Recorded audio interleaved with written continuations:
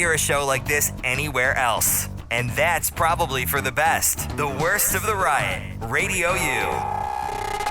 I've got a list here. According to Reboot, they have sexiness down to a science. They've evaluated many important factors in what makes a man sexy, and they've used those factors to rank the sexiest bald men of 2023. Isaiah, who do you think is the sexiest bald man? Sexy bald men. Who comes to mind? Let's take a look. I mean, the first bald head I think of, right off the rip. Actually, let's get some music to do this. Ooh, bald. Sexy bald men. Right away, I think Vin Diesel off the top of the dome. Vin Diesel off the top of the dome. You Very like nice. that? Vin Diesel high on the list. Is he up there? He's number 2. What about Dwayne "The Rock" Johnson? You know, I think he's underranked according to this. He should be a top 5-er for sure. He's number 7. There are 6 sexier bald men in the world. One He's of like them is 6'6". not good enough to get him in the top 5 sexiest bald men. What about Mike Tyson? Where does he place? He was outside the top 10 entirely. Give me Bruce Willis. Also outside the top 10. Jason Statham. Give me him. Yeah. He's on there. He is on there. He's number 3. I think I'm going to stop you there. Pitbull. Nope. Pitbull's on the list. He's not on the list. Not in the top 10. Ridiculous. According to Reboot, which is a marketing agency, and so I think, they should know because you got to know somebody's sexy before you know how to market them. So I understand why they would be a go-to source for this kind of knowledge. Their sexiest bald man in 2023, Prince William. Prince William? Prince William, of the UK, the royal family. What about him screams sexy? Well, according to their metrics, it seems that his voice, they gave him real high marks on Prince voice. William? What? Also, one of the things they evaluated, the shine factor of his head. No. That is, and he got very good marks on that. He also got pretty good. You ever heard of the golden ratio? I haven't. The golden ratio is like, I don't know, some measurement of like your nose versus your eyes versus like your different facial features. And there's supposedly some kind of, some measurement that is exactly beautiful. His is pretty close. See, my thing about Prince William is he's not even a true bald guy. I think he loses marks for not just going full bald. He's not even fully shaven. Yeah. I think he shouldn't even be on the list. No, he counts because he's definitely balding. He is bald. He's balding. He hasn't even committed. He hasn't even, they say he's the shiniest. He has hair on the side of his head. He only has the top that's bald. Yeah, but who cares if the sides are shiny? You care about the top. No, the whole thing. If you want to be bald, if I saw someone that had this same hair, yeah, I would say he's balding. I wouldn't even call him bald. I do think that's fair. I think he should lose marks. Vin Diesel, we said, was number 2. Jason Statham 3. Samuel L. Jackson, number 4, even at his advanced age. And then number 5, Jeffrey Bezos. And I'll tell you that's nonsense. I believe for me, if I shaved my head and my facial hair, I would look a lot like Jeffrey Bezos. So I must be the 5th sexiest bald man. See, my issue is everybody else you named has a bald head. Yeah. Prince William sits at 1, not even bald. So you think he's disqualified? I would say he's disqualified. Until you commit to being bald, you can't be the sexiest bald man. That's just disrespectful to every other bald man. Yeah, commit to it, then you can be the sexiest one. But how do we know some of these bald men, they could be shaved? We don't even know. Wait, you're saying what? They could have hair if they wanted to, but instead they shave it. Yeah, some people do that. So how do we know that they're actually bald? Well, that's not, we're just talking about bald heads. You don't bald actually have style. Yeah, it's the bald style. You don't actually have to lose your hair You know what's crazy? to be the sexiest bald man. Is that you're actually getting like upset about the ranking of the sexiest bald men. Well, Prince William at 1 is ridiculous. The only thing Isaiah loves more than the riot is himself. Someone who probably still lives with his mother and hates himself. You're listening to The Riot on Radio U. Now it's time for America's favorite game, Useless Knowledge. It's time for some useless knowledge. I'm going to ask you guys some questions. You all are going to answer. And if you get the questions right, you win absolutely nothing. Nada. Tomorrow, National Princess Day. Oh, I thought you were going to do some Danny DeVito trivia today. I knew it was his birthday too. But I would have just dominated that. Were you prepped and ready for that? Yeah, I was. I was researching. But would you rather me do Disney princesses or Danny DeVito? Everybody would lean Disney princesses. I'm sure they would. So let's talk Disney. And my question today, there is just one Disney princess who does not sing. Wow. Who is this mystery Disney princess? This is a great question. Isn't that a good question? Yeah, it is. You go through the whole movie, she never sings. Think about, and for me, I like Disney, and I like movies. Mm-hmm. I don't love when they sing. You don't like the singing princesses? I don't like the singing princesses so much, so I would not have gotten this question right. But I feel like in my mind, I would have enjoyed that movie. Because there's no singing in it. Because there's no Disney princess singing. This is a real head tickler. 8772 Radio U. Which Disney princess does not sing in the movie? Let us know. If you get it right, you get nothing. But if you get it wrong, you get nothing too.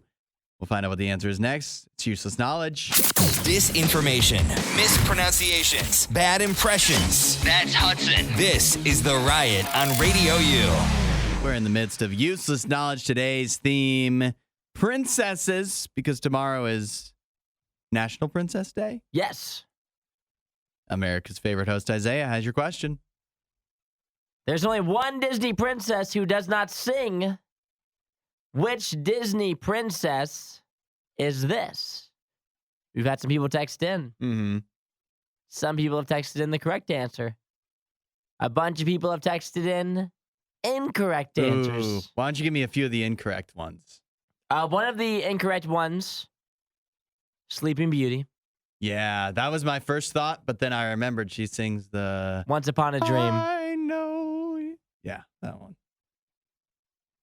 Also, Cinderella was texted in multiple times. Oh, she definitely sings. I don't even remember the song, but she A Dream is a Wish Your Heart Makes. Mm-hmm. People know that one. Of course. She's probably like standing out on her balcony thing. We also had Tangled was texted in. No, she sings. Rapunzel? Yeah. Yeah, she sings. That's like Mandy Moore. You think she's not going to sing in a movie? Come on. Yeah, she sings a couple different songs. I See the Light. When Will My Life Begin? It's a good movie. But some other people, Uh-huh. like Kevin, like Zach, like Philip, JJ, Uh-huh. all texted in the correct answer, and many more. I'm not looking. My guess, Esmeralda. Esmeralda. Oh, Yeah, what a wild remember guess. The Hunchback? Yeah, no, I know. I'm with you. I think That's a good guess. She probably doesn't sing. Unfortunately, that's not the correct answer. I have not seen that movie in a long time. That movie kind of scared me as a kid. The answer I was looking for was the movie Brave. If you remember the red-headed princess. Uh-huh. Merida. Merida. My parents have a cat named after her. She does not sing. The only Disney I didn't princess. know she was a princess. Yeah, she's a princess. I didn't know that. She's a Disney princess. So she's included in the princesses? Yes. I didn't know that. What are you talking about? Obviously. It didn't even cross my mind. I thought it was a Pixar movie. No, Disney. Let's do some rapid fire on princesses. Which Disney princess is the only non-teenager of the group? She's a grizzled 21 years old. That's a good. I was thinking about this. 21. Who's 21? Probably Sleeping Beauty, right? Aurora? The answer I was looking for was Elsa from Frozen. Wow. How about which Disney princess actually saved her prince? Jasmine? Belle from Beauty and the Beast, because she changes him back from a beast to a human. That feels like a loophole a little bit. That's a save. She saved him. Who's the only Disney princess with a tattoo? No, that's got to be Moana. Moana, right? What do you mean? Moana was one of the options, but it was incorrect. The answer I was looking for was Pocahontas. Ah, she does have tattoos. That red armband. I can see it now. Yeah, all these I have are multiple choice, but I just don't give you the choices. Yeah, well, that's not fair. The Disney princess with a tattoo, the answers were Mulan, Pocahontas, or Moana, but Pocahontas was the correct one. Can't believe maybe Moana, everybody else around her has tattoos. Maybe she has a henna? Everybody does have tattoos. You would think that she would have one. But she's also like 13 in the movie. She's surprisingly young, as all the Disney princesses are. When I was a child watching the movies, I never associated that. You know how you don't like pick up on like how they say, oh, it's a teenager. You're a teenager. You don't know what to do. I never picked up on that. And they all seemed old to me. Now I watch it and it's like, oh, these are like 15-year-olds. Why are they out having adventures and stuff on their own? Yeah, Moana tattoo like falling in love. Yeah, falling in love. Getting married. Well, you think, I mean, Elsa's the oldest one. She's 21. Yeah. Everybody else is between the ages of like 14 and 18 years old. Once you hit your 20s as a princess, your life is over. Add a little riot to your Instagram feed. Follow @RadioU Official. The Riot. Radio U. A big announcement came across on X, formerly known as Twitter, yesterday from none other than Snoop Dogg. Snoop Doggy Dogg. He announced, I'll give you the quote here. He says, after much consideration and conversation with my family, I've decided to give up smoke. Please respect my privacy at this time. Signed, Snoop Dogg. So he's talking about weed, smoking weed. It sounds like it. It sounds like smoke altogether, but I mean, yeah, he's known for. That's like his whole thing. Smoking the devil's lettuce. That's like his whole shtick. It is. It's a big part of his personality, and he may be giving that up. Now, of course, many people find this hard to believe. I like this one comment where producer Josh says, "What Super Bowl commercial is this leading to?" True. Doesn't it feel? I do. I'm instantly skeptical as well, because here's what makes me skeptical. Please respect my privacy at this time. Why would people need to respect your privacy if you're actually giving up smoking? What would that have to do with anything? Well, maybe people are going to come for him online. No, that's just how you close out any kind of public statement. Yeah, goofy public statement that is not actually real. No, everybody says that. All celebrities say that when they're doing weird things. So you believe him? I partially believe him. You think he's given up? I think it must be like some sort of health thing, wouldn't you think? Well, yeah. I mean, yeah. Like, how old do you think Snoop Dogg is? He's 52 years old. Yeah, but he doesn't look that, does he? I'm up with my Snoop Dogg knowledge. I would have guessed 60s. See, he does not look like a good 52. I thought the same thing. I thought he might be late 50s probably. Yeah. But I knew that he was 52. He also has 3 kids. Uh-huh. Their ages, 29, 26, 25. Okay. Kids getting up there. It means grandkids. Grandkids possibly on the way. Uh-huh. He's got to make sure. Maybe he's making some lifestyle changes. Yeah. I mean, you hope. You hope, right? You hope that this is sincere that maybe this is for his health. He's trying to get it on track. But it also feels like it might just be a lead up to an announcement about an edibles brand he's coming out with. You know? I think that he can still do all of his branding stuff while not actually doing it himself. How could he get away with that? What do you mean? He's like the centerpiece of smoking. Like you would think, I mean, he's done his time. He's done his part. Yeah. He has the credibility. No one's going to question that. And so he can still have all of his branding deals and whatnot. And he doesn't have to do it. He's 52 years old. He's a grown man. If he wanted to keep on doing it, that's his choice. But also, at this point, he's earned his cred. Okay, but think about this then, too, right? If he wants to keep playing up the pothead persona, and still keep marketing off of that, why announce this then? Then just don't smoke and keep that secret, because this is going to call things into question. Just don't smoke. And that'd be lying, but this is really lying if he's. Well, maybe he wants to be upfront with everybody. He doesn't want to be a poser. But it's going to keep marketing Snoop it. isn't a poser, man. He's no poser. I hate to be skeptical. I like taking people at their word. I like to, but I don't trust Snoop Dogg on this one. So when are you going to come back? When are you going to stand up here as a man and come back and... Yeah, how long does he have to go without smoking? Yeah, for you to come out here. Some rug pull announcement that actually I'm giving up smoke because I'm putting out new pot brownies. I don't know how long that will take. Maybe after the Super Bowl, we'll do a reclamation. That's what, 2 months from now? Mark it on the calendar. 2 months from now, we'll circle back. If he hasn't rescinded this, I will eat my hat. I'll stand up here as a man. You'll apologize to Snoop Dogg. Add a little riot to your Instagram feed. Follow @RadioU Official. The Riot. Radio U. Bumble has put out their annual dating trends forecast. So predicting what's going to be happening in dating in 2024. And this is a shocker. To me, anyways. Bumble predicts that in 2024, expect it to be the year of the cougar.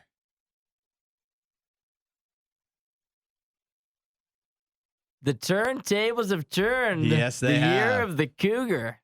Yeah. Of course, alluding to the idea that more older women will date younger men, but apparently it's just something that they found in interviewing their users or surveying their users, particularly women. They're finding that age gap is less and less of an issue, and more people are willing to have what they call gen blend relationships, date a Gen Zer and a millennial.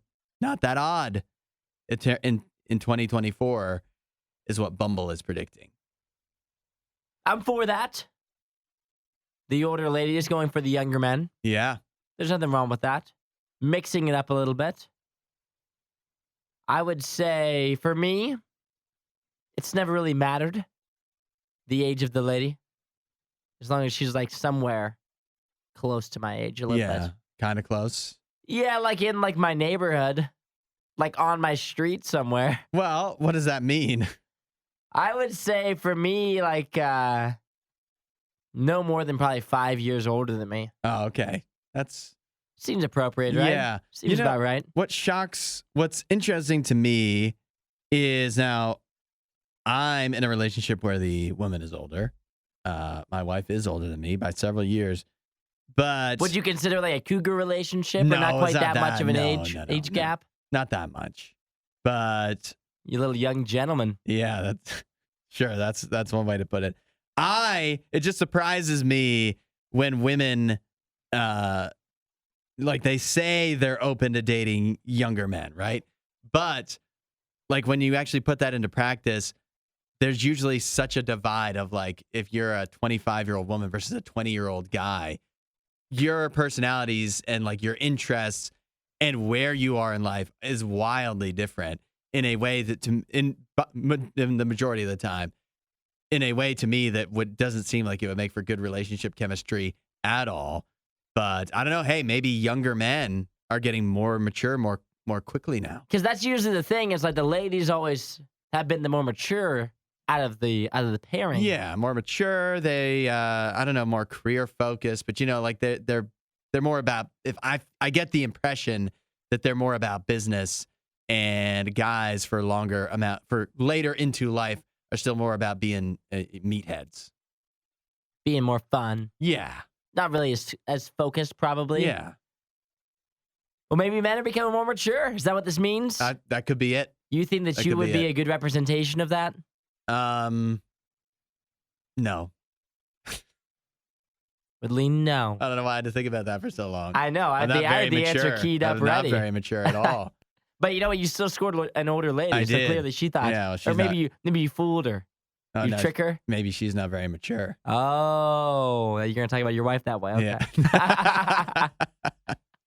But that's I don't know. Maybe hopefully some people see that as an opportunity, I guess. I don't know. Swing older. How do you spin this forward? I would say, how do you make this actionable? Shoot your shot. If you are into a lady that's a little bit older than you. That is smart. Just shoot your shot. Why not? I don't know that I always like telling guys, actually, you should ask out more women. But at the same time, don't write people off. Don't write people off. Yeah. If you feel there's some chemistry there. Yeah. Maybe she's into you. Probably not, but maybe she is. The answer is usually probably not, but there's a chance. You're telling me there's a chance. The only thing Isaiah loves more than the riot is himself. Someone who probably still lives with his mother and hates himself. You're listening to The Riot on RadioU. In the NFL, in college, a lot of good games this weekend. I want to know what you think we'll be talking about when we come back here on Monday in regards to football. That's a good question. There's not a lot of great games this weekend in the college slate, but there's some dangerous games that I think could be sneaky. One of those being the Maryland-Michigan game. You think? I still think Maryland's a solid football team. On the road, the week before playing against Ohio State, that could be a trickier game. I know Michigan's still favored by 21. I think they're going to win the game. But Maryland, through the course of the season, has showed some pretty good fight. I think there could be maybe a quarter there where we would consider it could be a good game. I think there's still a high likelihood that they could blow them out. I want to raise your attention. You think it could be sneaky, Michigan playing Maryland on the road right before Ohio State, right after beating Penn State when they're undefeated and everything? Sneaky. This happened 2 years ago.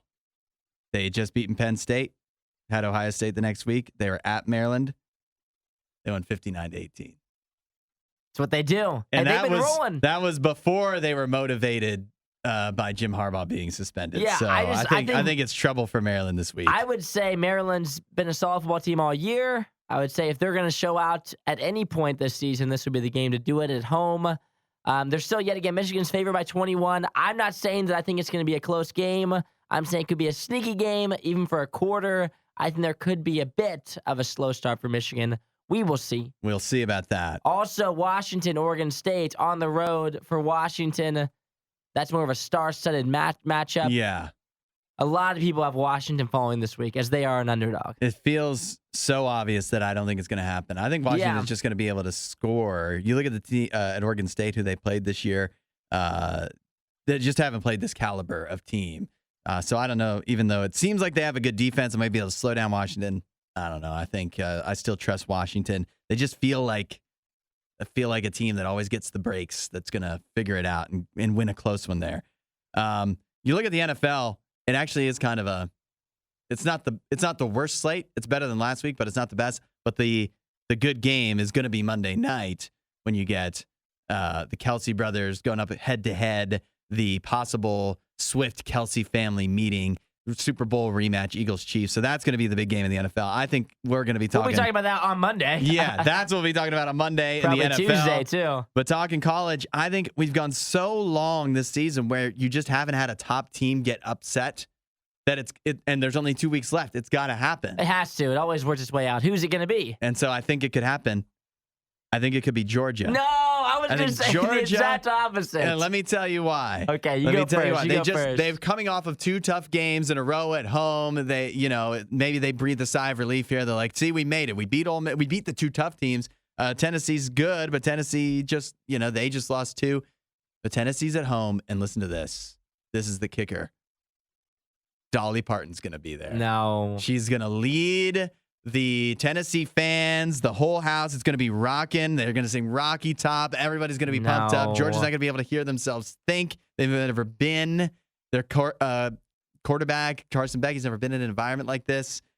And Tennessee maybe pulls off the upset. You're crazy. I was going to say. It's got to happen. I was going to say the exact opposite thing. I was going to say you would think that with Alabama ahead, Georgia seems as if they're rolling. You would think this would be the game where they get upset. But I lean no on Tennessee, only for the reason they just got blown out by Missouri, 36-7. Well, they were looking ahead to this game. I have no idea how this team is even ranked. Like, they've lost to unranked Florida. They've already lost 3 games this season. They lost to Alabama, lost to Missouri. They have no ranked wins. But there's only one reason that they're ranked 21 right now, and everyone knows what it is. Because they're in the SEC. Yeah. And they're somehow 7-3. I mean, they should not be ranked. But I can tell you the reason they lost those games. Dolly Parton wasn't there. Dolly Parton wasn't there. I'm not picking Tennessee. I'm picking Dolly Parton. I like your thought process there. Yeah. I think Georgia rolls this weekend. I have no faith in Tennessee, but Tennessee is a tough place to go. We're not sure who behaves worse, the Riot or their dogs. I don't even know how to behave like a real human being. The Riot, Radio U. You know what I heard from JR yesterday from the Knights? What'd you hear? JR said, you know how you always think, you always hear caffeine is a diuretic? You heard that? I've heard of that. It dehydrates you. That's actually not true. What is it then? Well, he says that caffeine itself dehydrates you, but since caffeine is always like in coffee or in some kind of drink, right? That the amount that caffeine dehydrates you is canceled out by the liquid that you're drinking. And so it actually doesn't dehydrate you. And that's a myth that everybody believes, or, it's just a lot of people have heard. That's not really actually true. How much caffeine do you think you drink? Like, how many caffeinated beverages do you drink throughout the day? Every morning I drink 1 small cup of coffee. Is that all you need? That's all I need. That's all you need. What about on the weekends? You ever pound any Alani News or anything like that? Well, on the weekends, tonight, actually not tonight because I'm having a chill Friday. Tomorrow, I'll drink an Alani New. I'll drink 1. And that's it? That's it. That's pretty good. Sometimes I'll do Friday and Saturday, just depending on if I end up doing anything tonight on a Friday. But tonight I'm just chilling. So here's a good question. You have your coffee every morning, right? Yes. Do you have your coffee every morning to wake you up or because you like coffee? I do it more so for both. You do it for both? Yeah, for both. Yeah. I like the warm beverage in the morning, but I also do it to wake me up. You've changed a little bit because you used to be more like you didn't like coffee when I first met you. Well, I like creamer is what I like. I've changed a lot too because I used to drink so many cups of coffee every day, particularly doing this. But you know what's sad is before I started doing the morning show and I would drink like 3 cups of coffee a day when I didn't have to wake up at 4 a.m. And I would do it. I mean, I do like coffee. I've always liked the taste, but it was also more because it was something that tasted good that would wake me up, keep me going. And at noon. Yeah, exactly. And here's why I've changed on that, because here's what you realize is that is like treating the symptom and not the actual cause, not the problem, right? If you're tired and you're drinking a million caffeinated beverages, whether it's coffee or Alani News or something else, to keep you going through the day, and it's not just because, if you enjoy it, it's one thing. If it's because you need that to get through, then the problem is that you're tired.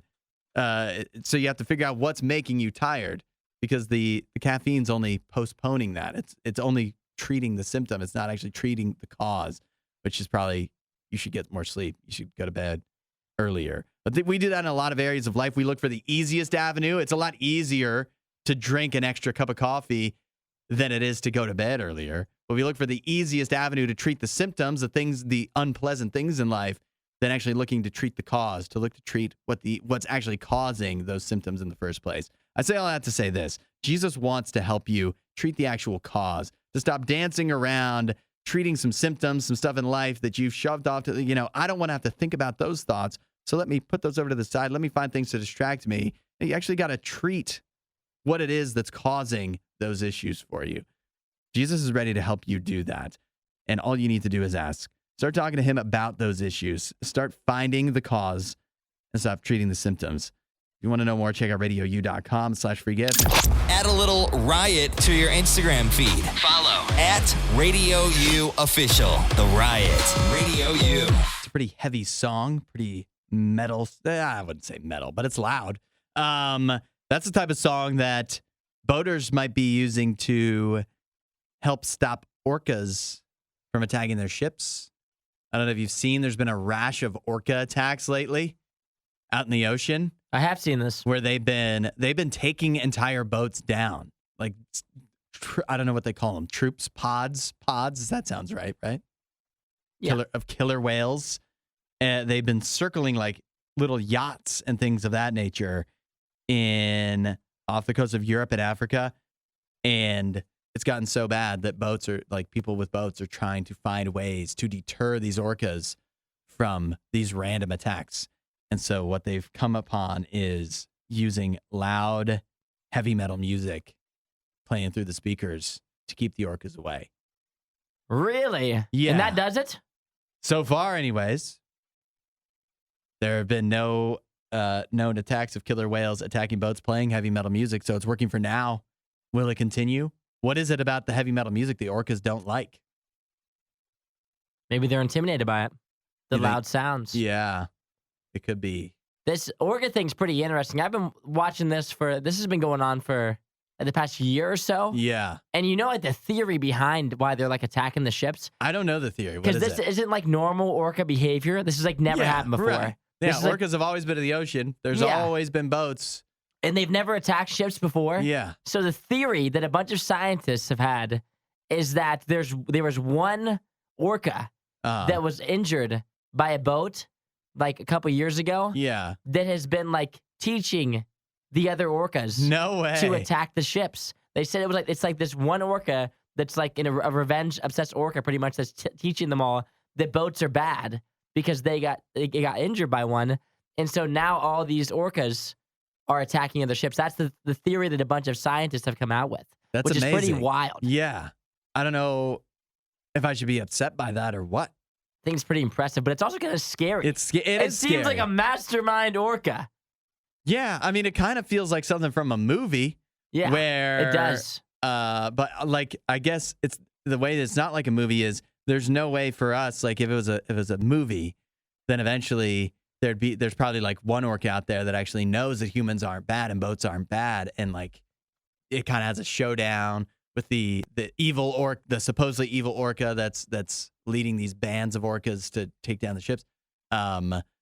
And they would have a confrontation, but then that evil orca be taken down somehow or convinced of the error in its ways. But that's not going to happen in real life. Yeah, and they said as well that now it's not just that one orca that's like teaching. Like now it's like the other orcas. Now it's spreading now. It's like adult are teaching like their baby orcas as well. And so it's a whole disaster in the ocean. And the orcas are going to continue to do that. And then you think about it, the boats to defend themselves, our boats, we're going to make them more combative towards orcas, right? Yep. You're going to have to put like spears off of the side and stuff like that. Seems like a pirate ship. Yeah, like chicken wire all around. So they're going to have to... Because they're just slamming into them. Which is only going to make the orcas angrier. Yep. And so there's no end in sight for this. The orcas are just going to hate boats more. And, there's no stopping the orcas. These are angry. They're huge. They're big. They're angry. And they've got nothing else going on. This is their whole thing. This is their singular focus, is getting revenge. They're getting food and they're flipping boats. Yeah. These guys are dangerous. It's a problem out there. Turn up the music. That's all you can do. That is, yeah. If you're on a boat, make it loud. We're not sure who behaves worse, the Riot or their dogs. I don't even know how to behave like a real human being. The Riot, Radio U. Is us talking about the Marvel Cinematic Universe, Isaiah and I. Nikki, have you heard it yet? Oh yeah, Nikki's here. I've heard a bit of it. I want my own bonus podcast. Can I have a third or fourth podcast, like a Nikki week or something like that? I think a lot of people would be in favor of that. At the very least, we could have you on as a guest on our podcast. On our side podcast? Yeah. Side one. I want to talk about how bad Marvel is too. Let me join. Subscribe to the Worst of the Riot podcast to find not only our highlights, but that bonus episode as well. Nikki, that's not the reason I brought you here, though. I don't know if you saw this new study out of China, the North China University of Science and Technology. Very prestigious. Yeah. As we all know. They just found... Almost went there, right? Yeah, that's right. It was on my short list. Nikki, I guess first, before I get to the study, you're married. Does Eric... Do you think he lets you win if you're playing, like, let's say Mario Kart or something? You think he takes it easy on you? I don't think he does, because I normally get more competitive and it's a thing and I like to win. Mm-hmm. But I don't feel like he lets me win. I feel like he actually tries. But now that you bring that up, maybe I'm going to start to doubt when I legitimately win at something. Well, it sounds like he's a good actor. Because... this new study here. Let me hear this study, Hudson. I can't wait to hear whatever this prestigious school has to say. This study from China says that male partners in relationships routinely go easy on their wives and girlfriends when it comes to competition. And they not only found that they do that, they also found out why men do this. That's a lie. This is just to make the guys feel better. This is absolutely a lie. The reason that men take it easy on their wives and girlfriends in competition is to avoid conflict and prevent them from leaving or being poached by another male. So they're afraid that their special someone will leave them if they don't let them win enough. Like some other guy could swoop in as long as he lets you win. Right. Ooh. Yeah. Yet again, I don't know why Mario Kart comes to mind, but if Eric kept beating you at Mario Kart, you might play Mario Kart online and beat some other man and then wind up with him, apparently. Wait, so is it just for games or is this for, like, arguments? I feel like arguments make way more sense. It says in games and challenges. That's insane. I feel like arguments, obviously. Arguments make way more sense when you're like, oh, no, you're right. Because if you don't say it, then, like, her one guy friend is going to be like, no, you're right. And then she will get taken.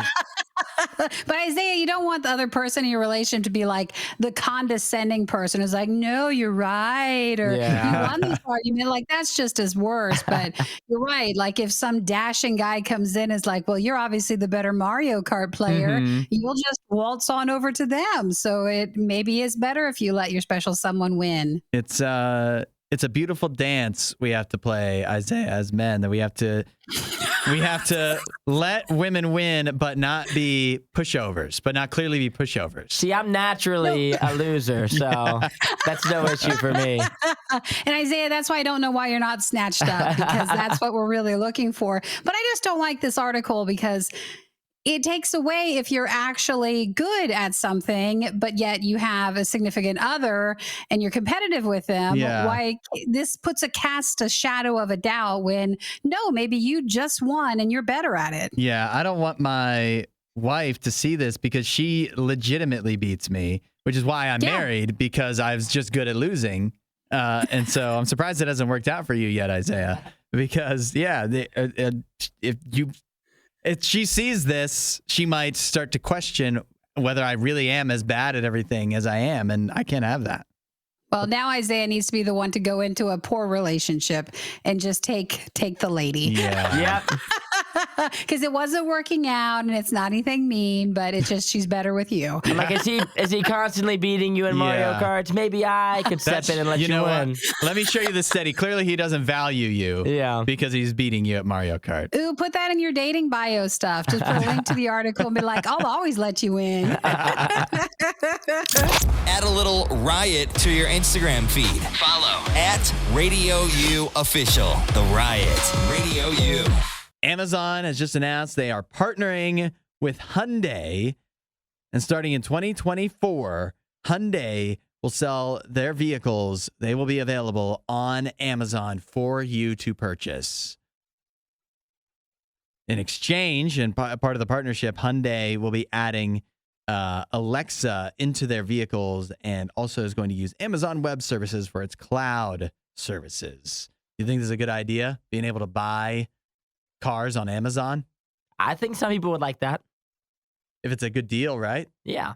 That's really comes down to, I think. You don't have to deal with like a car salesman. Yeah. People get nervous around that kind of thing. Mm-hmm. Yeah, we've already seen, this feels like a big deal because it's Amazon, it's a big name, but at the same time, like you've been able to buy cars online. Yeah. We've, what is it, Carvana,